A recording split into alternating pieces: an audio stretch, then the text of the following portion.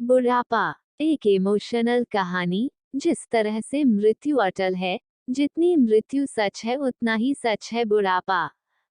हर वह आदमी या वस्तु जिसका जन्म होता है उसका नाश होने से पहले वह पुरानी या बूढ़ी भी होती है, और आज की ये बुढ़ापा कहानी एक इमोशनल कहानी इसी सत्य पर आधारित है।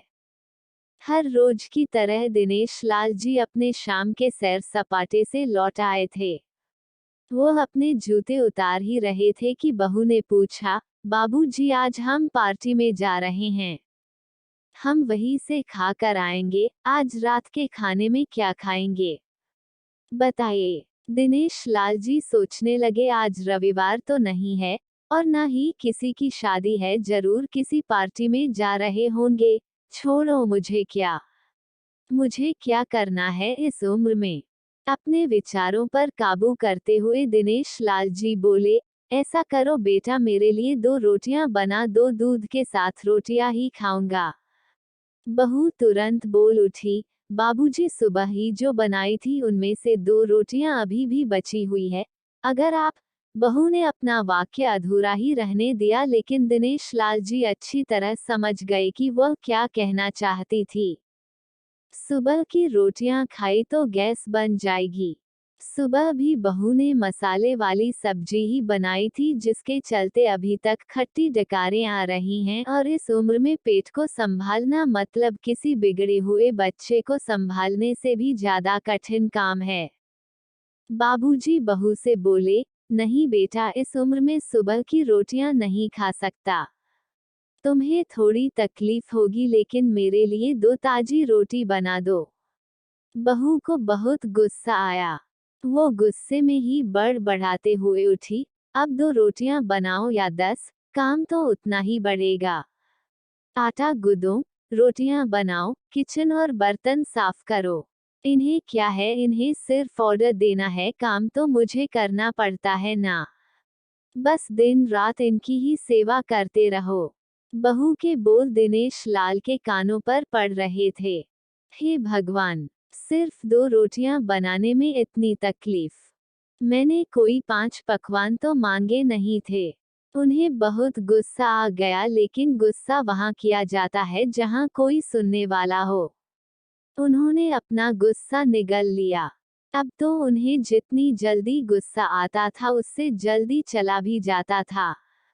दिनेश लाल जी को अपनी पत्नी की बहुत याद आई।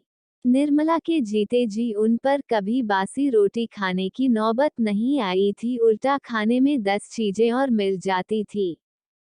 खाने के साथ मीठा, पापड़, अचार, दही, छाछ, सलाद और पता नहीं क्या क्या।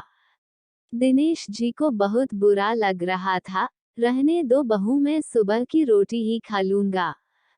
फिजूल में तुम्हें तकलीफ होगी, और वैसे भी तुम्हारे हाथों की रोटी बहुत मुलायम होती है, मुझे चलेगा। मेरी वजह से तुम लोगों को देर नहीं होनी चाहिए। बहू को तो सोने से पीला मिल गया। वह अपने आवाज मीठी करते हुए बोली, बाबूजी आप चाय लेंगे क्या? दिनेश लाल जी अपने चाय पीने की इच्छा को दबाते हुए बोले, वैसे कोई खास इच्छा नहीं है चाय पीने की। मगर तुम अपने लिए बना रही हो तो मेरे लिए भी थोड़ी बना देना। हाँ बाबूजी, मैं अपने लिए बनाने वाली हूँ, आपके लिए भी बना देती हूँ। बोलकर बहू रसोई घर के अंदर चली गई। दिनेश लाल जी खुद से ही बातें करने लगे, अभी तो लाखों की जायदाद है मेरे पास। ये घर भी मेरे नाम पर है और खाते में भी लाखों रुपए पड़े हैं। कभी बेटा विषय निकालता है तो मैं बोलकर टाल देता हूँ कि मेरे बाद तेरा ही तो है सब कुछ, और फिर भी 1 कप चाय और 2 ताजी रोटियों के लिए तरसना पड़ता हो तो उन बूढ़ों का क्या होता होगा जिनके पास संपत्ति के नाम पर सिवाय पुरानी यादों के कुछ भी नहीं होता। निर्मला को याद करके दिनेश लाल की आंखों में आंसू चमकने लगे और धीरे से गालों पर सरके। निर्मला के होते हुए उन्होंने घर का कोई भी काम नहीं किया था। आर्थिक जवाबदारियों के अलावा उनकी और कोई जवाबदारी नहीं थी। उनके व्यापार ने भी उन्हें अच्छा साथ दिया था। वो भी निर्मला से बहुत प्यार करते थे लेकिन कभी जता या बता नहीं पाए। वो ये सच्चे दिल से मानते थे कि निर्मला उनकी किसी पूर्व जन्मों के पुण्य का फल है। लेकिन जिंदगी की भाग दौड़ में वह निर्मला की मन की इच्छाएं पूरी ना कर सके। उन्हें वैष्णो देवी जाना था लेकिन हर बार यह यात्रा अगले साल के लिए पोस्टपोन्ड हो जाती। घर बार और संसार की जिम्मेदारियां संभालते संभालते कब उनकी इच्छाएं उन्हीं के साथ चली गई पता ही नहीं चला। दिनेश लाल जी ने देखा उनके पोता और पोती दोनों ही स्कूल से आ गए थे। दोनों ने अपना बस्ता सोफे पर फेंका और दादाजी की तरफ दौड़कर उनके गले लगते हुए कहने लगे, चलिए ना दादाजी, खेलने चलते हैं। यही निस्वार्थ प्रेम के कुछ पल थे जिनमें दिनेश लाल जी भी बच्चों के साथ बच्चे बन जाते थे और सारे अपने दुख और यादें भूल जाते थे। वो कुछ बोल पाते उससे पहले ही बहू ने कहा, चलो छोड़ो दादाजी को, हमें पार्टी में जाना है, जल्दी से आकर तैयार हो जाओ, पापा भी आते ही होंगे। दोनों ही बच्चे दादाजी को छोड़ मम्मी की तरफ भागे। उनकी पोती 7 साल की थी और पोता 5 साल का था। दिनेश लाल जी अपनी सोच में डूबे हुए बालकनी की तरफ गए। बालकनी में धीमी ठंडी पवन ने उनका स्वागत किया। बहू उनके लिए चाय बनाकर लेकर आई। बालकनी में रखी अपनी कुर्सी पर बैठकर दिनेश लाल जी घुट घुट करके चाय पी रहे थे। पी क्या रहे थे, निगल रहे थे, क्योंकि चाय के नाम पर सिर्फ कम शक्कर वाला गर्म पानी था, ना इलायची ना अदरक। दिनेश लाल जी मन ही मन सोचने लगे, बहू के जाने के बाद आज खुद अपने हाथों से चाय बनाऊंगा, इलायची अदरक और थोड़ी सी ज्यादा शक्कर डालकर, और उसके साथ रोटियां खाऊंगा। रोटियों की याद आते ही उनका मुंह फिर खट्टा हो गया। चाय खत्म होने पर खाली कप लेकर वह किचन में रखने गए तो वहां देखा कि बहू और बच्चों का कप धोकर रखा था। उन्होंने भी अपना कप धोकर रख दिया और अपनी डायरी लेकर बालकनी में आ गए।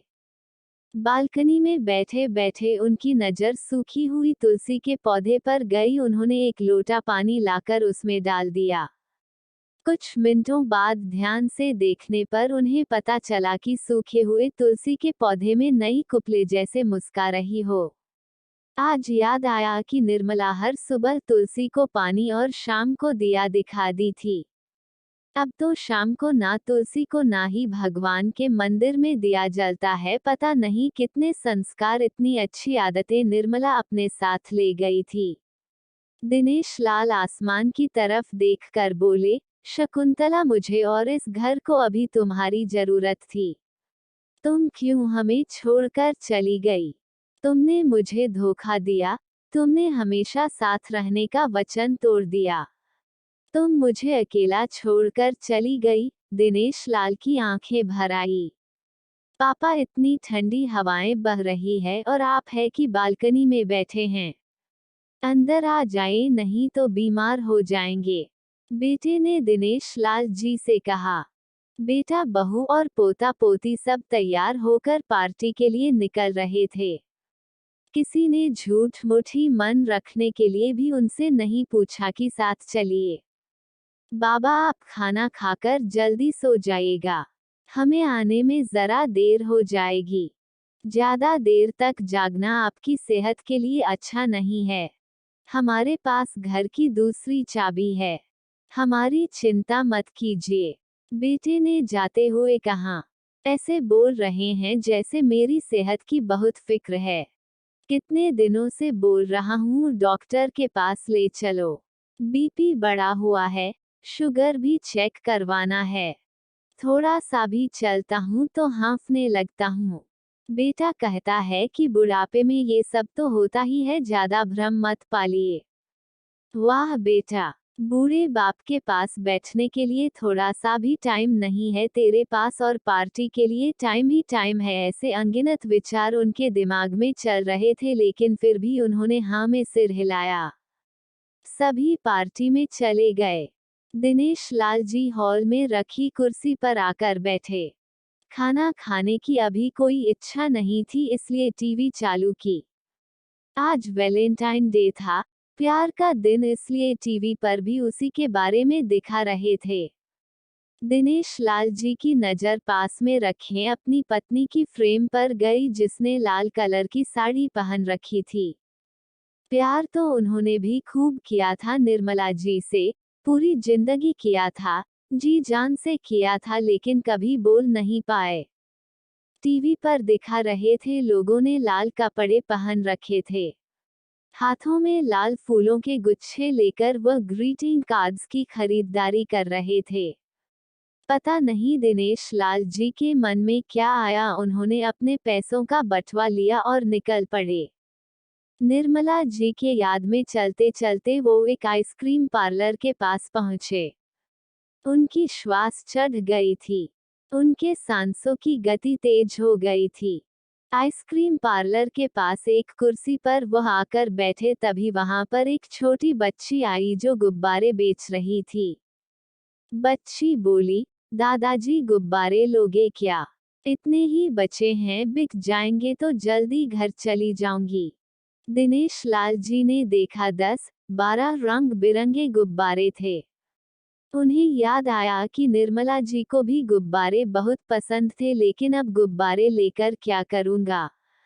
उन्हें बच्ची की आंखों में सच्चाई और आशा दिखी। उन्होंने 200 रुपए दिए और सारे गुब्बारे खरीद लिए।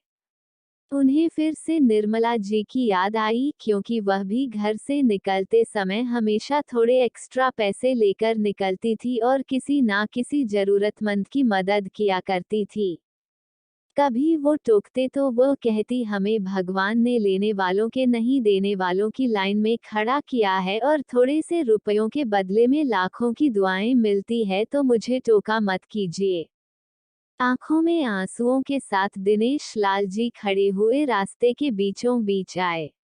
उन्होंने आसमान की तरफ देखा, अपने हाथों में पकड़े गुब्बारे आसमान में छोड़ दिए और चिल्लाकर बोले, निर्मला मैं तुमसे प्यार करता हूँ। उनके सांसों की गति बढ़ गई। उनका शरीर लड़खड़ाया और जमीन पर धड़ से गिर पड़े। आसपास के लोगों को कुछ भी पता चल पाए उससे पहले ही दिनेश लाल जी ने इस मोह माया की दुनिया को अलविदा कह दिया। उन्हें अपनी पत्नी से मिलने की बहुत जल्दी थी।